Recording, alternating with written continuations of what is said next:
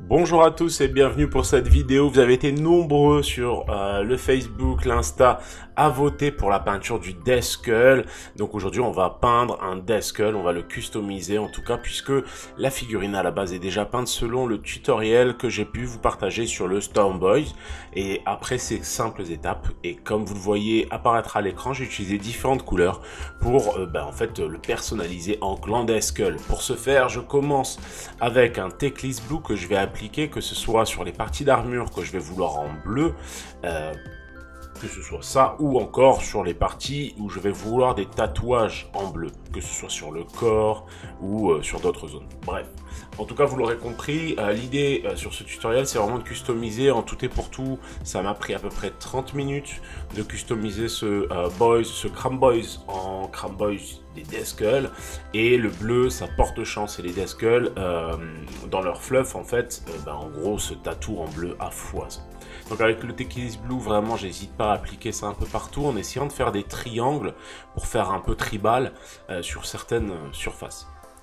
Pour rappel, n'hésitez surtout pas à vous abonner à la page, à liker, à poser des commentaires pour me poser vos questions tout simplement. Et évidemment, n'hésitez pas aussi, si le cœur vous en dit, à venir me rejoindre sur Patreon. Ça vous permettra d'avoir accès à tous les clans, puisque j'ai fait une vidéo qui regroupe la façon de peindre les 7 clans différents. Et ça m'a pris un temps phénoménal, mais c'était super sympa. Et je remercie par ailleurs encore Flo qui m'a beaucoup aidé sur la partie montage de cette vidéo. Donc comme vous le voyez vraiment, j'essaye d'appliquer ce bleu sur tout un tas de petites zones, manière de donner vie un petit peu à ma pièce au fur et à mesure. Et j'hésite pas à tapoter ce bleu. Le Teclis Blue n'est pas forcément très couvrant, donc on va le diluer un petit peu mais pas trop. Et on va vraiment l'appliquer de façon un peu en tapotant beaucoup. J'ai tendance à tapoter surtout quand il y a des creux et tout ça sur la figurine. Ça permet à la peinture de plus facilement se glisser dans les creux. Sur les gants aussi, j'hésite pas à faire les petits triangles. En fait, chez les orques, il y a triangle et carré. J'ai tendance, quand c'est un clan plutôt orienté mécanique, à faire des carrés. Et quand c'est un clan plutôt orienté tribal avec des tatous, des trucs comme ça, à m'orienter vers des triangles, tout simplement parce que ça fait plus naturel, je trouve.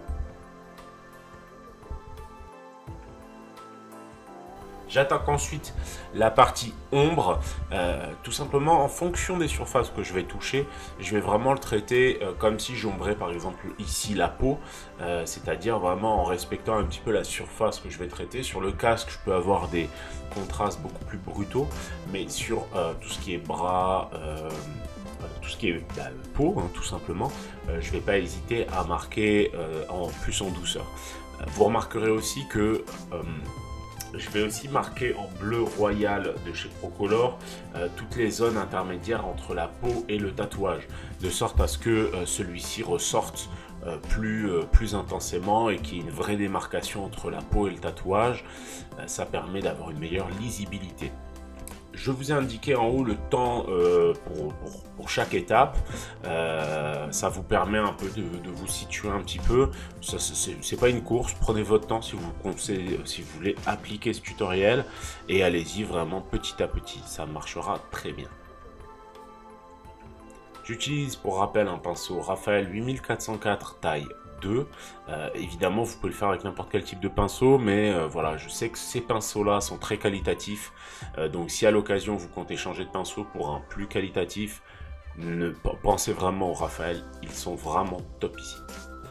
Ensuite, je mélange un peu Teclis Blue avec du blanc et au fur et à mesure, j'ajouterai de plus en plus de blanc pour pousser mes éclaircies sur les zones de peau et sur toutes les autres zones de métaux et tout ça. Ça permet d'avoir tout simplement un bleu plus éclatant qui ressort plus et encore une fois qui est plus visible sur la figurine.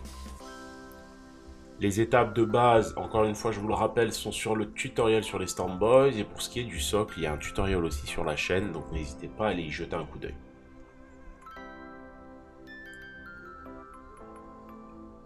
Alors je sais pas si vous l'entendez, mais pendant que je double, il y a une moto qui passe pas loin, mais en tout cas, bon, on continue, nous, hein, c'est pas grave.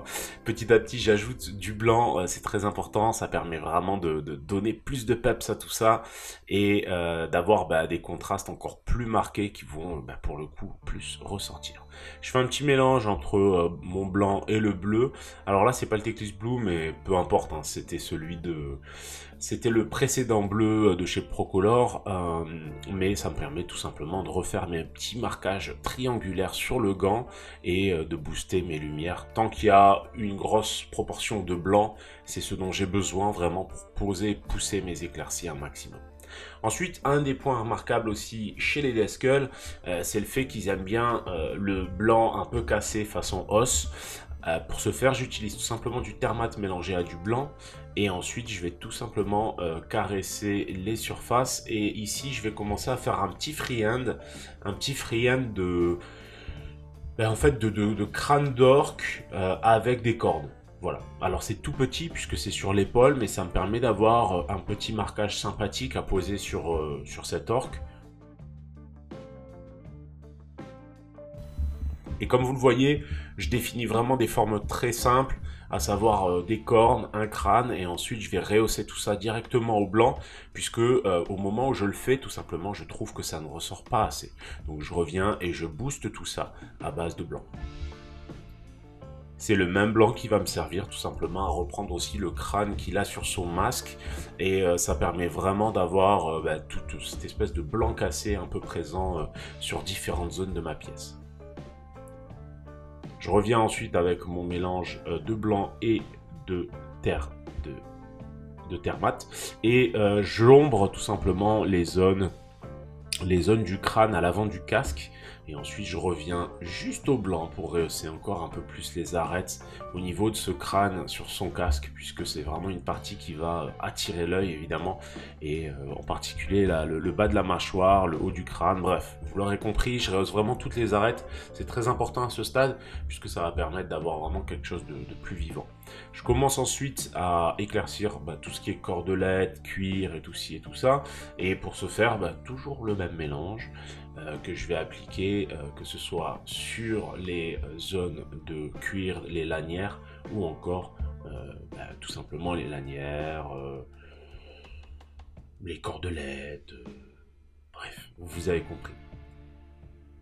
Petit à petit, j'ajoute de plus en plus de blanc jusqu'à être au blanc pur. Évidemment, il est dilué jusqu'à avoir une consistance laiteuse pour ne pas être trop couvrant non plus. Et ça me permet d'avoir de l'intensité, par exemple, sur la zone du lance-flamme. Ensuite, je reviens au noir. Ça permet en fait de démarquer un petit peu le symbole et de marquer un petit peu quelques ombres, juste pour avoir encore une meilleure lisibilité. Quand on a des couleurs un peu trop proches ou que c'est pas assez net, ça permet tout simplement de redélimiter et d'avoir quelque chose d'encore plus lisible.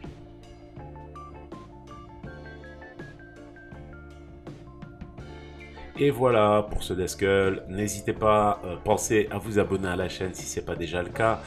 Et évidemment, vous pouvez me rejoindre sur Patreon. Je vais vous montrer un petit peu les 7 différents orques que j'ai peints sur la vidéo pour spécial Patreon, qui est un peu longue, mais de toute façon, vous avez un sommaire sur lequel vous pouvez cliquer en fonction de ce que vous voulez voir comme clan.